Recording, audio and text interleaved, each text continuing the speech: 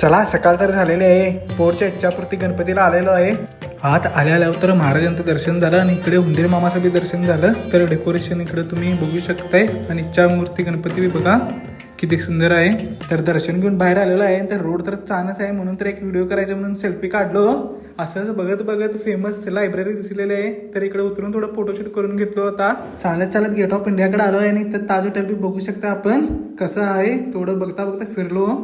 आता टॅक्सी पकडून आलेलो आहे मरीन ड्राईव्हला बघू शकताय. इकडे थोडं रील्स वगैरे बनवून घेतलेला आहे. फोटो काढलेला आहे. जरा बसून बसून अंबानीचं घर जरा बघितलं झूम करून तर दिसलं. तर इकडं आता मी लोकलनं जाणार आहे सिद्धिविनायकला. तर सिद्धिविनायकला आलेलो आहे. खूप गर्दी आहे. तर आम्ही मुखदर्शनच्या लाईनीला आहे. तर बघू शकताय मुखदर्शन पण खूप छान झालेलं आहे. आता आम्ही चैत्यभूमीला जात आहे. तर बघू शकताय चैत्यभूमीला आलो आहे. बघू शकताय तुम्ही अशोक स्तंभ आणि आत बघू शकताय किती पोर्ट्रेट छान केलेले आहे. तर आता दर्शन घेऊया. दर्शन झालेलं आहे. थोडं समुद्र बघून घेतलो आणि आता स्टेशनकडे निघालेलो आहे. कबुतरला बघून खूप वाईट वाटलं. याला पायच नव्हतं. समोरून तर लोकल चाललेली होती. तेवढ्यात खूप पाऊस येत होतं. एवढ्यात आमची बेळगावची ट्रेन पण भेटलेली आहे आम्हाला. चला पोचलो आहे बेळगावात. पुढच्या ब्लॉग साठी फॉलो करा.